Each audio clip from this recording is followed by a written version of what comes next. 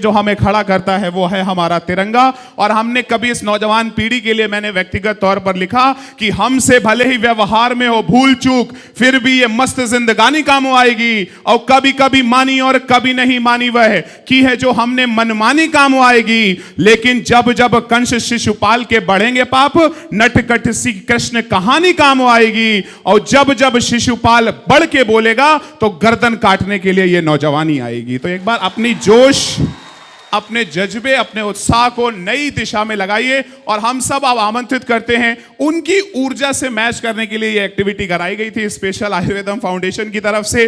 Please welcome the founder of Dharma Ayurveda professor and head of department Panchakarma at Sam Global University Bhopal, Vaidya professor, the dynamic personality mister Prashant Tiwari.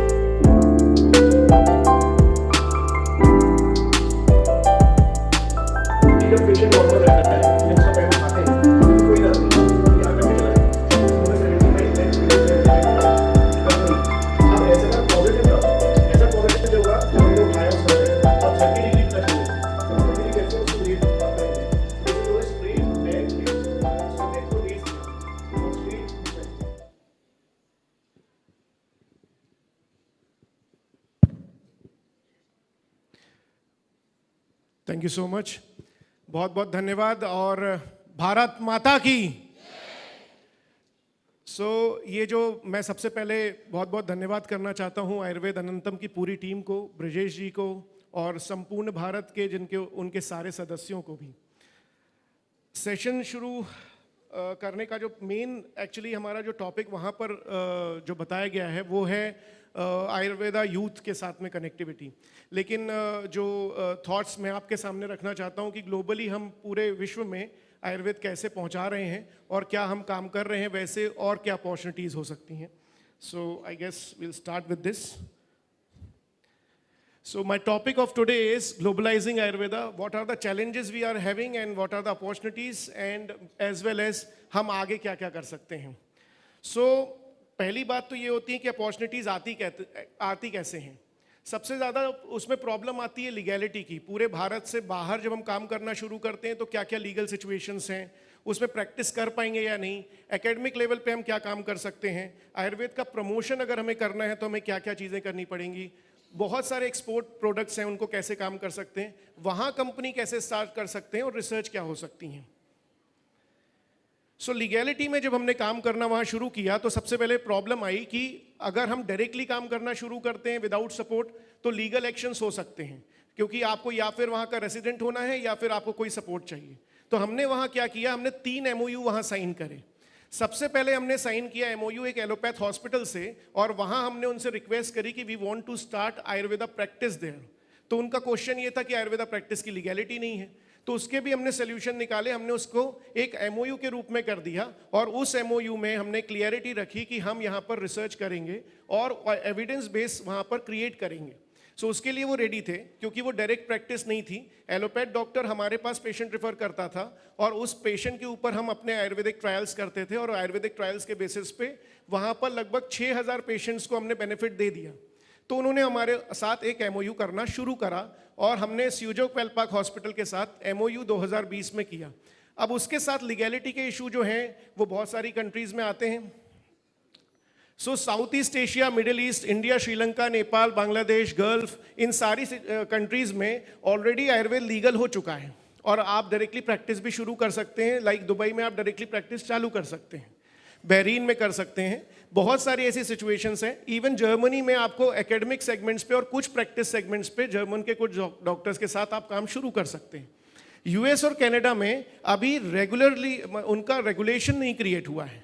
US में बहुत सारे products जाते हैं, herbal products पे आप काम कर सकते हैं, ये सारी चीज़ें आपको बहुत आसान हो जाती हैं। ये एक लीगैलिटी का इशू इसीलिए जानना जरूरी है।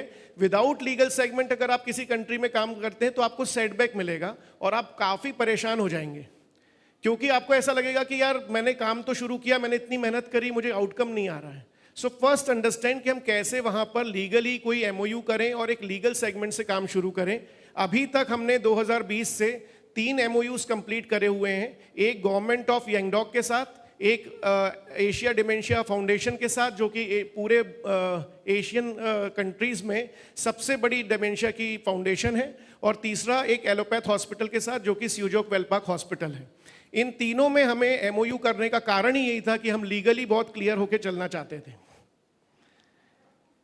ये कुछ फोटोग्राफ्स हैं जो हमारा पहला एमओयू 2020 में हुआ, अभी 2025 14 अगस्त को ये हमारा एशियन डिमेंशिया फाउंडेशन का हुआ। यहाँ पर आप जिनकी फोटो देख पा रहे हैं, ये नोबेल प्राइज के लिए नॉमिनेटेड एक साइंटिस्ट हैं वूगन सू, जो कि मेरे पहले पेशेंट थे साउथ कोरिया में। इनको ऐसी कंडीशन थी, ये प्री कैंसर डायग्नोस हो गए थे, 3 साल से बाहर नहीं आए थे, उनका वेट 36 kg हो गया था। अभी आप फोटो में देख पा रहे हैं 68 kg पे वो आ गए हैं। और दूसरे जो हैं ऑन्कोलॉजिस्ट डॉक्टर डेविड वॉन हैं, ये दोनों ही आयुर्वेद को सपोर्ट कर रहे हैं वहाँ पर। उसका कारण ये है कि ये 6000 पेशेंट को ठीक होता हुआ अपने सामने देख चुके हैं। उसके बाद तीसरी सिचुएशन है जो यांगडोक सिटी है, वेलनेस सिटी हम वहाँ पूरी बना रहे हैं। आयुर्वेद सिटी को हम डेवलप कर रहे हैं जिसमें आयुर्वेदा कल्चर, फूड और वहाँ पर रहने की व्यवस्थाएं, ये सारी चीज़ें शुरू होंगी। ये एक गवर्नमेंट स्टेट है जहाँ पर हम एक पूरी सिटी को डेवलप कर रहे हैं 100 एकर्स में, जहाँ पर आयुर्वेद का धन्वंतरी टेम्पल भी होगा, आयुर्वेद म्यूजियम भी होगा, और साथ साथ में वहाँ पर 600 लोगों की रहने की व्यवस्थाएं भी होंगी। इसका काम ऑलरेडी शुरू हो चुका है। एकेडमिकली हमें क्या करना पड़ता है कि बहुत सारी, आप सारे वर्ल्ड में एकेडमिकली आप ओपन हैं, आप कुछ भी पेपर प्रेजेंट करना चाहते हैं, इंटरनेशनल काम करना चाहते हैं, लेक्चर्स लेना चाहते हैं, ये आपके लिए पूरा वर्ल्ड जो है वो ओपन है। अगर आप आयुर्वेद में कुछ अच्छा काम कर रहे हैं और किसी सोसाइटीज़ को जानते हैं, कॉलेजेस को जानते हैं, तो आप वहाँ अपने पेपर्स को ज़रूर भेजें। जैसे एस.एन. गुप्ता सर ने, आपने देखा होगा, वो यहाँ वर्क कर रहे हैं, उन्होंने अपने कुछ पेशेंट्स को काम किया, उसको वर्क किया, उन्होंने और कुछ उसे इम्प्रोवाइज़ किया और वहाँ के पेपर प्रेजेंट से शुरू हो गए। तो एकेडमिकली आपके पास बहुत अच्छी अपॉर्चुनिटी है। तो जो लोग एकेडमिक जोन पे रहना चाहते हैं या रिसर्च करना चाहते हैं, उनके लिए पूरा वर्ल्ड ओपन है। आयुर्वेदा प्रमोशन के लिए भी पूरा वर्ल्ड ओपन है। यहाँ पर हम लोग देख पा रहे हैं बहुत बड़े बड़े गुरुजी लोग यहाँ पर हैं, मैंने जिनसे सीखा वो लोग भी यहाँ पर हैं।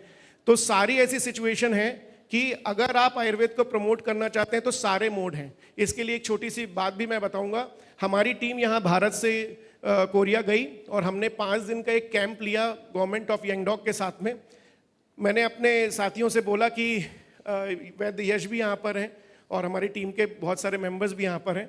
तो हमने उन्हें कहा कि आराम से घूमना, कोई लोग आयुर्वेद तो जानते नहीं है, कितने लोग आएंगे 5 दिनों में? 200 लोग आएंगे, तो सुबह से शाम तक बहुत आराम रहेगा।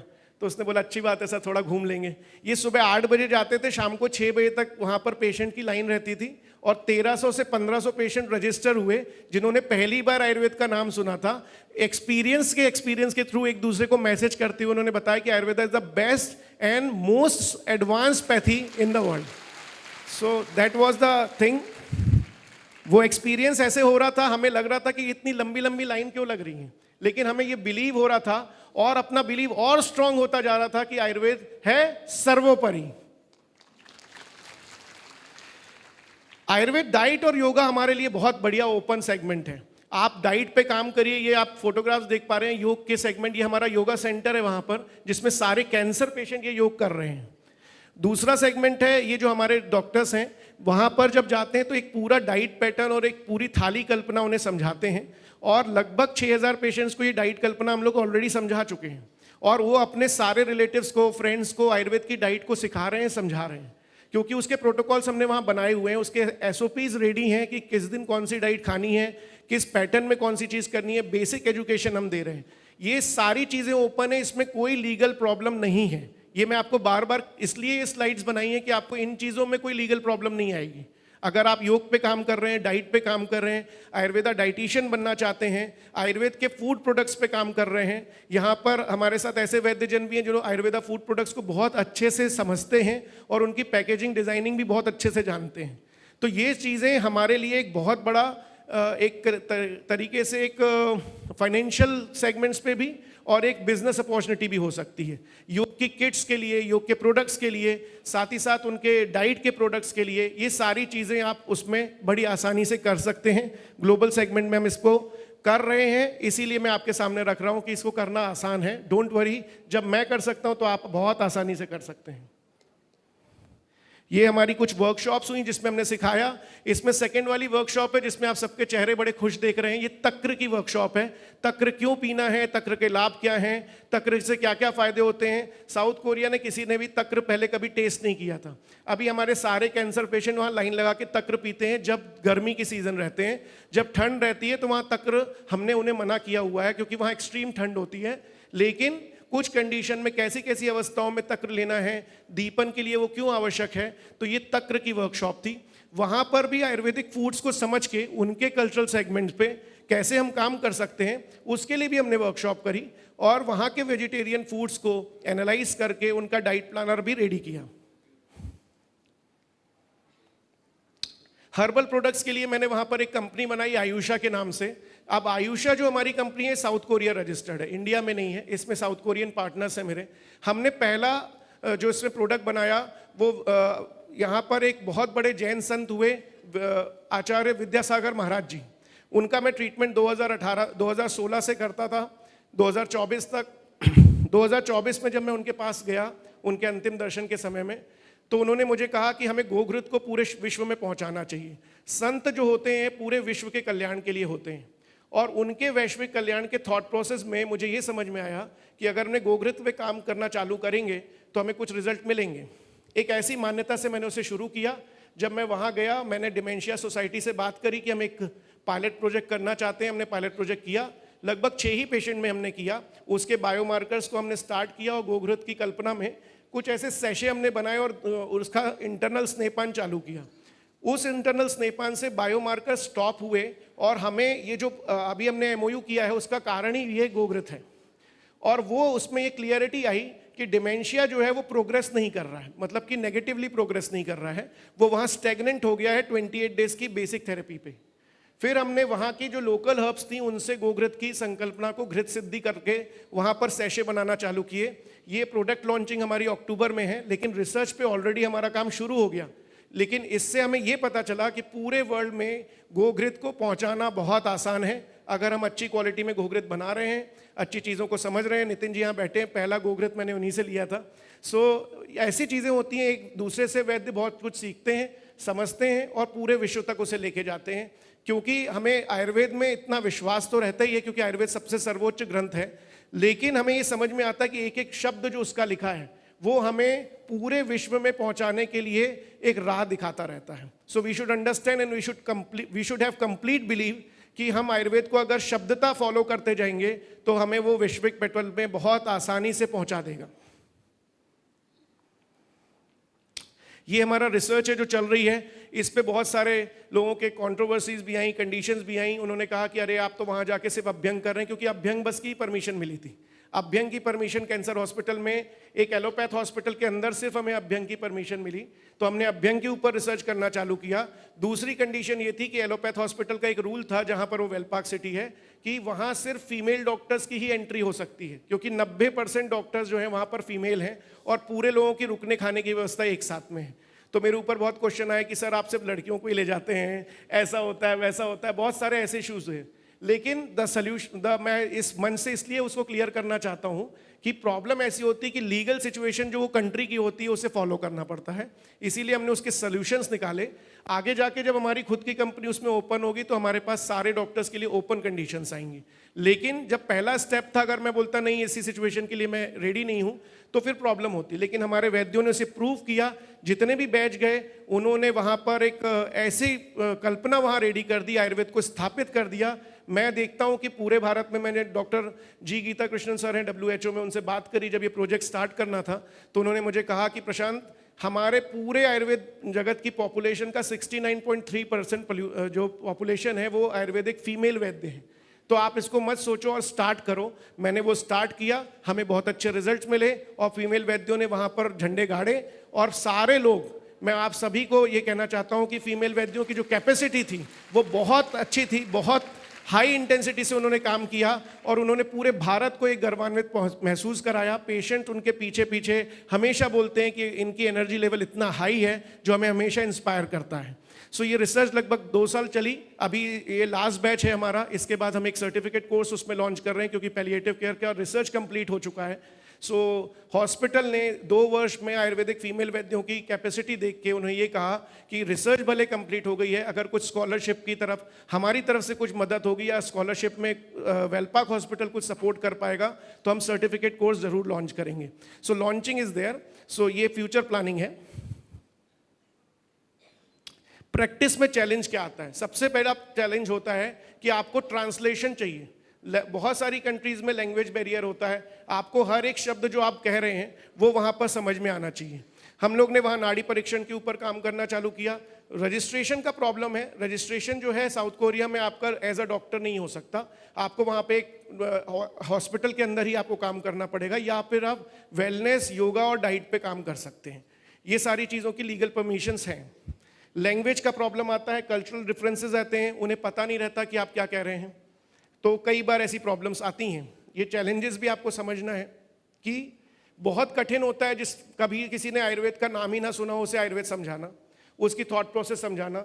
हमारा पूरे विश्व से मतलब कि पूरे ब्रह्मांड से हम पिंड की कॉन्सेप्ट को कैसे लेते हैं और हमारा जो प्रमाण परीक्षण है, हमारा जो दर्शन शास्त्र है, उनको उस चीज़ को समझाना। क्योंकि मैं हमेशा ये कोशिश करता हूँ आयुर्वेद शास्त्र जैसा लिखा है वो वैसा ही उससे सामने प्रस्तुत होना चाहिए। मैंने वैद्य विलास ननल सर से शिक्षा प्राप्त करी और वैद्य समीर जमदग्नि सर के लेक्चर्स में मैं रहा, तो हमेशा मैंने यही पाया कि जैसा शास्त्र लिखा है उसको पूरे विश्व तक वैसे ही उसे पहुंचाना चाहिए, यही कर्म है हमारा। तो हम वैसे ही काम करने लगे और इसमें बहुत ज़्यादा सफलता भी मिली, ये चैलेंजेस भी ओवरकम हुए और पेशेंट समझने लगे। अब कई पेशेंट दर्शन शास्त्रों को भी पढ़ रहे हैं, सांख्य, वैशेषिक और वेदांत दर्शन जिस पे आधारित हमारा शास्त्र है उसको समझ पा रहे हैं और उनके समझने के कारण हमें बहुत आसानी हो रही है। और इसके कारण बहुत सारे ऐसे पेशेंट हैं जो लगभग हमारे पास अभी जो रजिस्टर्ड पेशेंट हैं साउथ कोरिया में वो 11,000 से ऊपर हो चुके हैं। मुझे इतना जल्दी इतना एक्सपेक्टेड नहीं था कि इतने सारे पेशेंट आते जाएंगे और उसमें ज़्यादातर डॉक्टर्स हैं, एलोपैथ डॉक्टर्स, न्यूरो साइंटिस्ट हैं, ह्यूमन साइंटिस्ट हैं, कुछ इंजीनियर्स हैं और कुछ बेसिक साइंसेस के स्टूडेंट्स हैं। तो ये जब हम उसका रेशियो देख रहे हैं तो ज़्यादातर लोगों का एजुकेशन लेवल बहुत अच्छा है और वो ये बात समझ पा रहे हैं कि आयुर्वेद साइंस बहुत अच्छा, उन्होंने एक नाम दिया है उसका, होलिस्टिक ह्यूमन साइंस, जो कि ऐसा साइंस है ये जो होलिस्टिक भी है, जो बॉडी, माइंड एंड सोल पे एक साथ काम करता है, ह्यूमैनिटी पे काम करता है और एक साइंटिफिक जोन है। इसीलिए आप हमारी क्लिनिक पे भी देखेंगे तो ऊपर लिखा है होलिस्टिक ह्यूमन साइंस। हमने नाड़ी परीक्षण, अग्निकर्म, विद्यकर्म, सर यहाँ पर बैठे हैं, उनके सामने तो बोलने की हैसियत नहीं है मेरी, लेकिन सिचुएशन ऐसी है कि हमने अग्निकर्म, विद्यकर्म वहाँ पर लगभग 2-2.5 हज़ार पेशेंट्स में करा और उनके रिजल्ट अच्छे आए। वो 200-250 किलोमीटर से ट्रैवल करके अग्निकर्म, विद्यकर्म का जिस दिन कैंप होता है उस दिन वो आते हैं और वो अग्निकर्म, विद्यकर्म लेकर फिर से जाते हैं और अपने बहुत सारे पेशेंट्स को कार में बिठाल के लेके आते हैं सर, और वो बोलते हैं कि this is the magical therapy. Korean medicine में भी अग्निकर्म है लेकिन हमारा जो अग्निकर्म है उससे ज़्यादा इफेक्टिव हुआ। उन्होंने बहुत सारे इंस्ट्रूमेंट भी उसके डिज़ाइन करे सर, लेकिन वो भी फेल हुए। हमारा अग्निकर्म जो पैटर्न से है वो बहुत प्रॉपर है। मैं सर के माध्यम से कौशिक सर से भी यहाँ मिला, आई एम वेरी थैंकफुल, बहुत कुछ सीखने मिलेगा आगे। नाड़ी परीक्षण आप जरूर सीखें। नाड़ी परीक्षण मैंने वैद्य जुवेकर शास्त्री सर से सीखा और पुणे में मैंने लगभग उसमें मुझे बहुत लाभ हुआ। मेरे एक मेरे वैद्य फ्रेंड हैं वैद्य हरीश पाटंकर, उन्होंने मुझे सपोर्ट किया और मैं वहाँ पर नाड़ी परीक्षण प्रॉपरली सीख पाया। अभी हमने रजिस्ट्रेशन जो किया है वो हमारे जो वहाँ के डॉक्टर्स हैं उनके साथ में किया है। ये हमारा रजिस्ट्रेशन सेगमेंट है। डॉक्टर डेविड वॉन वहाँ ऑन्कोलॉजिस्ट हैं और डॉक्टर वोगन सू प्रोफेसर, वहाँ पर उन्होंने एक ऐसी MOU रजिस्टर किया जिसमें मैं एडवाइज़र हूँ। तो एडवाइज़र के रूप में आप किसी भी कंट्री में काम कर सकते हैं और वो वहाँ से आप उनका उसमें आपकी डायरेक्टली पेमेंट्स एंड सारी चीज़ें ईजी हो जाती हैं। आप डायरेक्टली प्रैक्टिस में नहीं आते लेकिन उन्हें एडवाइस करके उनके थ्रू आप बहुत सारे काम कर सकते हैं। सबसे बड़ा प्रॉब्लम आता है लैंग्वेज। बहुत सारी कंट्रीज़ हैं जो इंग्लिश लैंग्वेज को नहीं बोलती, तो हमें वहाँ की लैंग्वेजेस थोड़ा बहुत सीखना पड़ता है। अभी मैं अपने यहाँ से जब हमारी वैद्यास जाने लगी तो मैंने उनसे पूछा कि आप कैसे कवर अप करते, तो बोलते हैं सर के ड्रामा जिंदाबाद। तो वो के ड्रामा देखते थे, मुझे पता नहीं था, मैं तो धीरे धीरे एक एक शब्द सीखता था, लेकिन उन्हें मुझसे ज़्यादा कोरियन आती थी और वो पेशेंट से कम्युनिकेट कर पाते थे। मुझे सीखने में बहुत टाइम लगता था, वैसे भी मैं थोड़ा स्लो लर्नर हूँ, धीमे धीमे चीज़ें समझ में आती हैं। तो फिर मुझे अभी लगभग 2-2.5 साल में अब मैं कोरियन बोलने लगा हूँ थोड़ा बहुत, तो उससे पेशेंट से मैं आसानी से बात कर पाता हूँ। तो ये आपको मैं इसलिए कह रहा हूँ कि आपको अगर लैंग्वेज है तो लैंग्वेज को एक कल्चरल सेगमेंट की तरह लें, और संस्कृत जो है ना पेशेंट वहाँ के भी समझते हैं धीरे धीरे। अगर आप संस्कृत बोलेंगे तो वो शब्द उन्हें आते हैं। ऑनलाइन कंसल्टेशंस आप यहां से कर सकते हैं। मेडिसिन भेजने का जो है उनकी कंसेंट पे जाती है, और एक पर्टिकुलर लेवल पे वेलनेस के सारे प्रोडक्ट आप उन्हें दे सकते हैं। आयुर्वेद प्रमोशन की कोई भी सामग्री आप उन्हें पहुंचा सकते हैं। अगर आप कल्चरल सेगमेंट से फूड आर्टिकल्स भेजना चाहें तो आप बहुत आसानी से भेज सकते हैं। ये सब अपॉर्चुनिटीज आपके साथ में हैं। कुछ स्पेशलाइज लेक्चर अगर आपको काम करना है, ये हमारी वहाँ की तस्वीर है जब हमने कैंप लिया था। यहाँ से आयुर्वेद के वैद्य सभी गए थे और हमें बहुत अच्छा रिस्पॉन्स मिला था। इसलिए मैं कह रहा हूँ कि बहुत सारी कंट्रीज इसके लिए ओपन हो रही हैं धीरे धीरे। ये हमारे कैंप की वो तस्वीरें हैं जहां हमने एक बुद्धिस्ट टेंपल में कैंप करना शुरू किया, वेलपाक हॉस्पिटल के साथ कोलैबोरेट करके। वहां हमने अग्निकर्म किया। हमें लगा कि अभी प्रमोशन भी नहीं हुआ है, सुबह सुबह हम वहां पहुंचे हैं, ठंड थी, लगभग 7 डिग्री टेम्परेचर था वहां पर उस दिन। हमने जब शुरू किया तो हमें लगा कि पेशेंट कैसे आएंगे। 4 घंटे में 108 पेशेंट रजिस्टर किए, और उस 4 घंटे में वो पेशेंट ये कह रहे थे कि सर इस कैंप को आप एक्सटेंड करें, कहीं और करें, हम सारे लोग आएंगे। So that was a very different experience कि हम 4 घंटे में 108 पेशेंट यहाँ पर भी रैंडमली नहीं बुला पाते हैं कभी कभी अगर प्रमोशन ना हो तो, लेकिन वहाँ पर वो इकट्ठे हुए और वो उन सब ने हमारी इसमें मदद करी। हमारी वहाँ वैद्यों की टीम भी थी, वैद्य कृतिका, वैद्य हिमानी, उन्होंने 108 पेशेंट को अटेंड भी किया और प्रॉपरली वो पेशेंट उनके नंबर्स और बहुत सपोर्ट में उनके साथ अभी भी अटैच्ड हैं। ये हमारा लीगल सेगमेंट जो हमारी मिनिस्ट्रीज के साथ काम चल रही है, वो एक यांगडोक मिनिस्ट्री है, वोंडो मिनिस्ट्री है, गेंसिंग बुक्तो, ऐसे 3 स्टेट में हमने लीगल MOUs करे हैं फॉर आयुर्वेदा प्रमोशंस, जहां पर हम मरीन हीलिंग्स में काम कर रहे हैं। और साथ ही साथ ये एक लेक्चर है जहां पर सियोल में हुआ था प्रेस क्लब में, जहां पर पूरे उनके प्रेस के लोग आए थे ये जानने के लिए कि आयुर्वेद सच में काम करता है या नहीं, और उनके क्वेश्चन आंसर थे, ये प्रेस कॉन्फ्रेंस थी।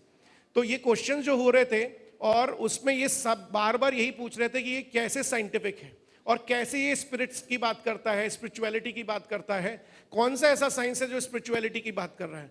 लेकिन आफ्टर दैट कन्वर्सेशन उनको ये क्लियरिटी आ गई कि स्पिरिचुअलिटी साइकोलॉजी, थैंक यू,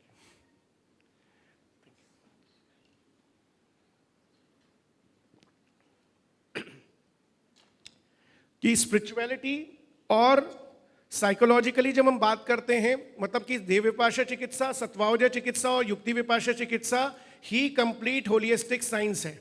और अगर कोई साइंस और कोई मेडिकल साइंस इन तीनों पे काम कर रहा है तो वो सबसे बेहतर साइंस है, ये उनका मानना था। और लगभग 50 न्यूज़ चैनल्स में वो आया, और मुझे भी पता नहीं था, वहाँ के लोगों ने बताया कि सर आप बहुत ज़्यादा फेमस हो गए वहाँ पर। तो मुझे बाद में वहाँ पता चला कि वो फोटोग्राफ्स आ रही हैं और वो बता रहे हैं कि now we are able to understand which is the highest medical science in the world, that is Ayurveda.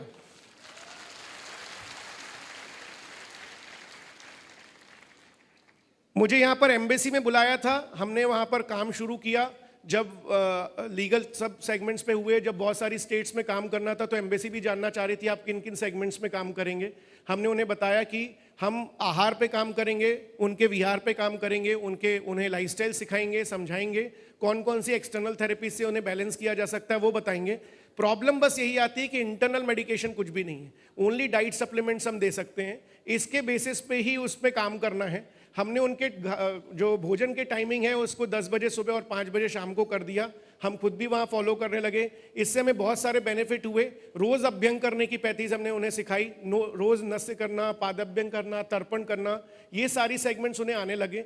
कुछ कंडीशंस आए पेनफुल, तो उसमें अग्निकर्म के लिए उन्हें किस दिन आना है, कैसी सिचुएशंस हैं। वहाँ पर बहुत 4 डॉक्टर्स हैं टोटल जो आयुर्वेद गुजरात यूनिवर्सिटी से और पुणे यूनिवर्सिटी से करके गए हैं। वो सब हमने एक एसोसिएशन वहाँ बनाया और वहाँ काम शुरू किया। लगभग 3 राज्यों में हमें वहाँ उसमें सफलता मिली।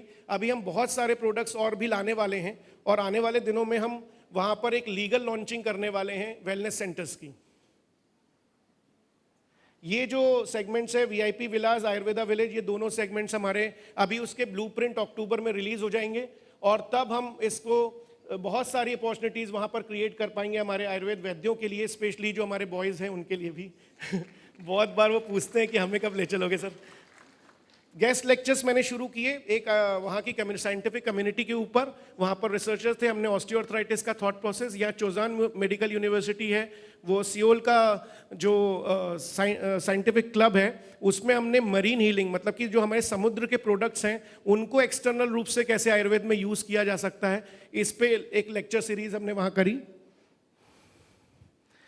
वहाँ के जो मेडिटेशन सेंटर्स हैं उन पे भी हमने काम करना शुरू किया है जेजू आइलैंड में। वो के सीरीज में जेजू आइलैंड बहुत बार दिखाते हैं, तो जेजू आइलैंड जो है वहाँ पर 1000 मेडिटेशन सेंटर्स हैं टोटल, और वो मेडिटेशन सेंटर्स में आयुर्वेद को क्लब करने का काम हमने अभी शुरू किया है। लगभग एक 2 सेंटर्स वहाँ पर हैं जिसमें हो चुका है वो काम।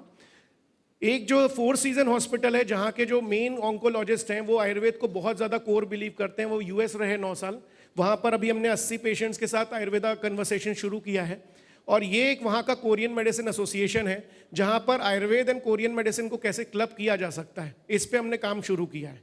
तो ऐसे गेस्ट लेक्चर सीरीज वहाँ पर चालू हो चुकी है और बहुत सारे काम पाइपलाइन में है, इसलिए मैं उसे फाइनल तो नहीं बता सकता, लेकिन काम शुरू हो चुके हैं। हमारी जर्नी जो शुरू हुई 2016 में, हमने इन 4 चीज़ों पे काम करना शुरू किया। 2018 में हमने वहाँ पर पहला पंचकर्म सेटअप एक एलोपैथ हॉस्पिटल के अंदर बनाया। 2020 में हमने इस पे वर्कशॉप करना शुरू करी। 2023 में हमारे एमओयूज चालू हो गए। 2025 तक हमने 3 एमओयूज और 6000 पेशेंट का डाटा वहाँ सबमिट किया। एक रिसर्च हमारी कंप्लीट हो चुकी है और आने वाले दिनों में हम एक कैंसर पैलिएटिव केयर के ऊपर एक सर्टिफिकेट प्रोग्राम चालू करने जा रहे हैं, जो कि अभी ये सितंबर मंथ से ही चालू होगा, जहां पर हम 7 दिन की यहाँ की ट्रेनिंग और 3 महीने की वहाँ की इंटर्नशिप, जो कि पूरी स्पॉन्सर होगी सीजोक वेलपाक हॉस्पिटल से। 7 दिन की यहाँ की ट्रेनिंग और कुछ लीगैलिटीज़ के जो पेपर्स होते हैं उनको साइन करके यहाँ ट्रेनिंग लेके आप वहाँ पर जा सकते हैं। लेकिन ये अगेन सीजोक वेलपाक हॉस्पिटल में है, तो कंडीशन यही है कि only female Vaidya can go. Sorry for that. Thank you so much. 6 minute रह गए हैं, तो मैं फिर से बहुत बहुत धन्यवाद करना चाहता हूं। मैंने उन्हें पहले ही कहा था कि मैं बहुत ज़्यादा बोर नहीं करूंगा, तो thank you so much for patience hearing. Bharat माता की जय। आयुर्वेद है सर्वोपरि।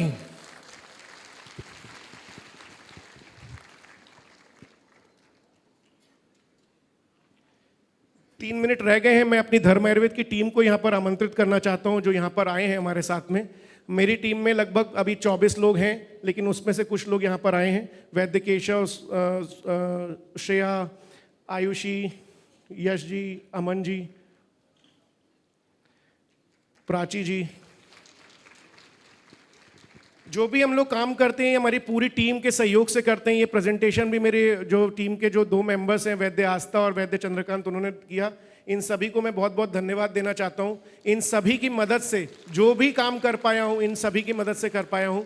सो I am very always thankful कि जो भी हमारा काम होता है ग्रुप में होता है और इन सबके बहुत बड़े सहयोग से ही कुछ काम हो पाता है। सिर्फ अभी थोड़ा सा एज में ज़्यादा हूँ इनसे, तो इसलिए मेरे को ही बोलने के लिए भेजते हैं, बाकी काम इन सभी के हैं। थैंक यू सो मच और बहुत बहुत धन्यवाद आपसे।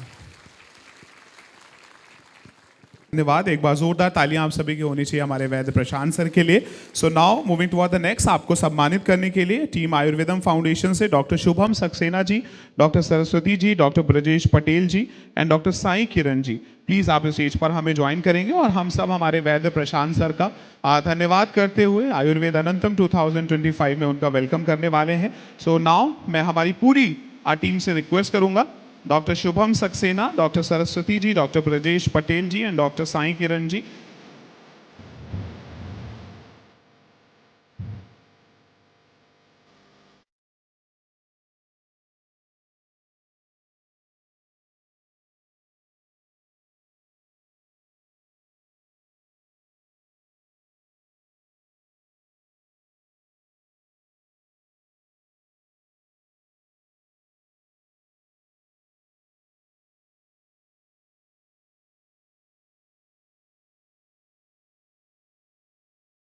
Thank you so much, many many congratulation. और एक प्यारी सी फोटोग्राफ के साथ आपकी तालियां भी इस फोटोग्राफ में निहित होनी चाहिए। So let's take a perfect picture. और our gifting partner अश्पवेदा की तरफ से we have a very beautiful gift hamper. Thank you so much brothers. Sir का बुके और गिफ्ट आप पीछे बैक स्टेज अरेंज करो। मैं प्रशांत सर को स्टेज पर ही रोकना चाहूंगा। हमारे association of state coordinator from Maharashtra we have a doctor Vikrant Tripathi sir, please आप स्टेज पे हमें ज्वाइन करें। आपका एक प्यारा सा सम्मान और उसके बाद कल्चरल इवेंट घूमर, राजस्थान वाले आए हैं, कहाँ पर हैं?